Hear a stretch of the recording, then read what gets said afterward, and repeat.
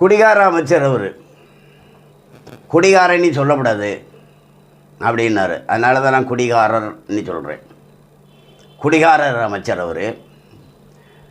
அவர் கனிமொழி என்ன சொன்னாங்க, நாங்கள் ஆட்சிக்கு வந்தால் நாங்கள் நடத்துகிற சாராய கடையெல்லாம் மூடிடுவோம், ஒரு சொட்டு சாராயம் இல்லாத நிலையை நாங்கள் கொண்டு வருவோம், அப்படி தான் கனிமொழி சொன்னாங்க.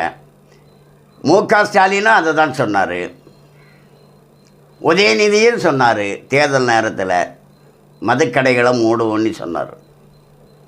கருணாநிதியும் அதான் சொன்னார். கருணாநிதி ஒரு 4 வாட்டி சொல்லியிருக்காரு மதுக்கடைகளை மூடுவோன்னிக்கிட்டு. இந்த குழந்தைக்கு நாளைக்கு அப்பா வாங்கி தருவேன் சரியா அப்படின்னுக்கிட்டு சின்ன குழந்தைகிட்ட அப்பங்காரன் பொய்ய சொல்லுவான். நாளைக்கு வந்தால் என் கண்ணுக்கு நான் நாளைக்கு வாங்கி தருவேன் சரியா, சரி குழந்தை. அது மாதிரி இந்த தமிழக மக்களை ஒரு குழந்தை மாதிரி பாவிச்சு திமுககாரங்க கச்சேரி பண்ணிக்கிட்டு இருக்காங்க. மதுக்கடையை மூடுவேன்னு சொன்னது அவங்க தான். இப்போ யாருக்கிட்ட மந்திரியாக வேலை பார்க்குறாரு இவர்? இந்த முத்துசாமி ஸ்டாலின்கிட்ட தானே வேலை பார்க்குறாரு, அல்லது உதயநிதிக்கிட்ட வேலை பார்ப்பார், அல்லது கனிமொழிக்கிட்ட வேலை பார்ப்பார். அவங்க எல்லாம் மூடுவேன்னு சொன்னாங்க. நீ எப்படி மூட முடியாதுன்னு சொல்கிற? குறைக்க முடியாதுன்னு சொல்கிறீங்க, குறைக்க முடியாதுங்கிறீங்க. அது எப்படி? அது எப்படி? அது அந்த குடிகாரன் பேச்சு விடிஞ்சாலே போச்சும்பாங்க. அது எப்படி புரியலை? அப்போ அவங்க பேச்செல்லாம் குடிகாரன் பேச்சியா? கனிமொழி பேசுனது குடிகாரன் பேச்சியா? உதயநிதி பேசுனது குடிகாரன் பேச்சா? மு.க. ஸ்டாலின் பேசுனது குடிகாரன் பேச்சா? அப்போ விடிஞ்சா போச்சா? அப்போ இப்போ நீங்கள் பேசுகிறது அப்படியா? நான் முத்துசாமியை தான் கேட்குறேன். எப்படி கடையை குறைக்க முடியாதான்? அப்போ குடிக்கிறவனை வேணால் குறைச்சிக்கணுமா? எப்படி குடிக்கிறவனை குறைக்கிறது? யார் குறைப்பா? நீங்கள் கொடுக்க மாட்டீங்களா? இத்தனை பேருக்கு தான் விற்பேன்னு சொல்கிறீங்களா? அப்போ குடிகாரனை குறையுங்க. அப்படின்னா இத்தனை பேருக்கு தான் இந்த கடையில் விற்பனைன்னு சொல்லுங்கள். இந்த கடையில் 50 பேருக்கு தான் விற்போம், 51 கிடையாது அப்படின்னு சொல்லுங்கள். அப்படி இல்லையா? ஒரு ஹாஃப் சாப்பிடக்கூடிய ஆள் இன்னைக்கு உனக்கு வந்து குவார்டர் மட்டும்தான் அப்படி சொல்லுங்கள். அளவு குறையுங்க. அப்படியா? அதையும் சொல்லலை. அப்படி கிடையாது. நீயா பார்த்து வராமல் இருந்துங்க, நீயா பார்த்து குறைச்சிக்க.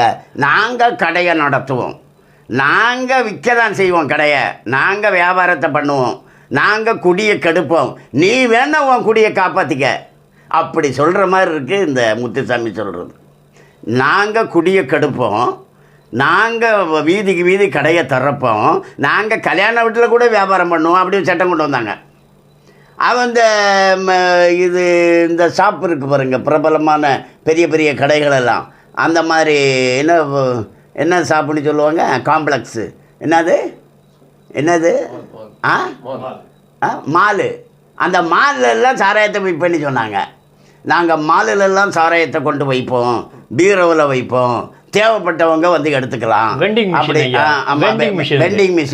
வெண்டிங் மிஷின் வைப்போம், தேவைப்பட்டவங்க எடுத்துக்கலான்னு ஒரு சட்டம் கொண்டு வந்தாங்க. அது நம்மெல்லாம் எதிர்த்ததுனால அதை நிறுத்திட்டாங்க. அதே போல் கல்யாண வீட்டில் கொண்டு விற்போம், கல்யாண மண்டபத்தில் நாங்கள் வியாபாரம் பண்ணுவோம். அதே போல் இந்த கிரவுண்டு, கிரிக்கெட்டெல்லாம் விளையாடுறாங்க இல்லையா பசங்க, கிரவுண்டு, அந்த கிரவுண்டில் கொண்டு வைப்போம். இப்படியெல்லாம் பிளான் பண்ணாங்க. இப்போ நாம் அதை தடுத்ததுனால, நாம் கடும் எச்சரிக்கை விடுத்ததுனால பின்வாங்கியிருக்காங்க. இவங்க என்ன சொல்கிறா, திமுக என்ன சொல்லுது, இந்த குடியை கெடுக்கிறது தான் எங்கள் வேலை, நாங்கள் செய்வோம் ஐயா, நீ வேணா வராமல் இரு, தடுத்துக்க பார்ப்போம், 2ல் 1 பார்த்துக்கலாம், நாங்கள் உன் குடியை கெடுக்க தான் செய்வோம், நீ வேணா உன்னை காப்பாற்றிக்க அப்படின்னு திமுக அரசு சொல்லுது. மக்களுக்கு தான் தெளிவு வேணும். அப்படியே மிக்கிற வண்டியில் அவனுக்கு தானே ஓட்டு போடுறோம்.